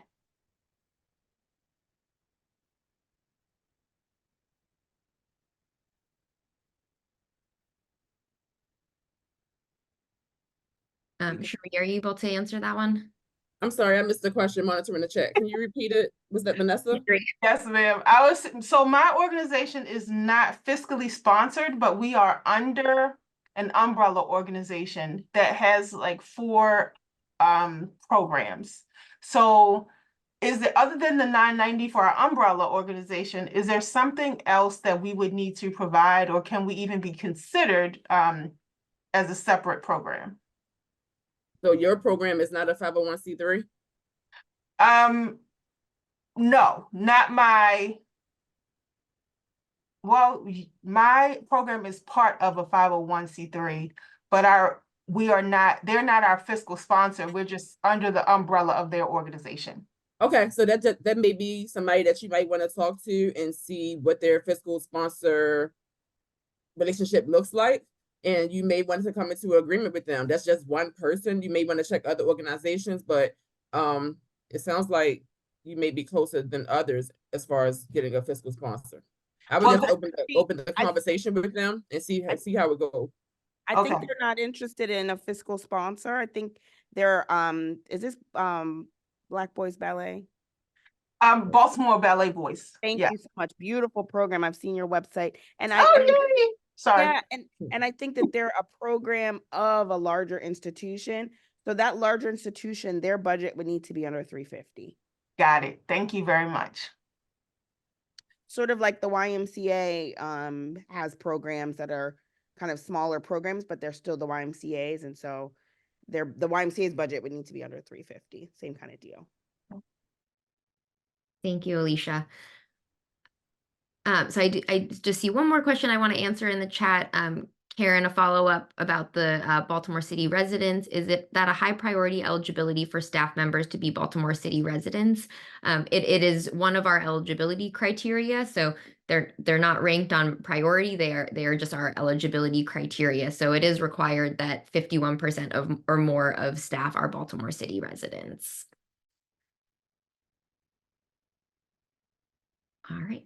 And with that, I do want to go back to this slide and just highlight one, the website, so bcyfund.org, and dropped in the chat is the 2024 website link, or it will be dropped in the chat.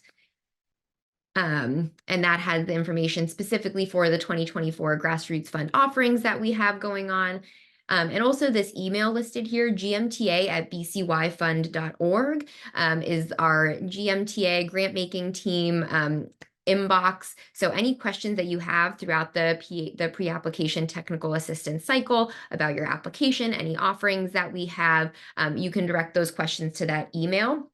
Now, I do want to highlight that if you have any technical questions about your application, please try to send those before Wednesday, March 6th at 5 p.m. Again, the application is closing on Friday, March 8th at 5 p.m. So we will do our best to respond to any questions, but I hope you all understand that if a technical question comes in at 4:30 p.m. on March 8th, we can only do so much to try to get an answer to you. Okay. And finally, I just want to thank everyone for joining us this evening, for being interested in the Baltimore Children and Youth Fund and the Grassroots Fund. We really appreciate your support and taking time out of your evening tonight to learn more about this opportunity. I would really appreciate if you took a few moments to complete the session evaluation form. The QR code is here, so you can scan that to take the evaluation, to complete the evaluation form, or you can complete it via the link that Cherie just dropped in the chat. All of your feedback is taken into account and considered and highly valued in the development of these sessions. So I would greatly appreciate you all taking the time to complete that. So with that, we will wrap up, and I again appreciate everyone's attendance this evening, and I look forward to crossing paths with you throughout the next few weeks in pre-application technical assistance.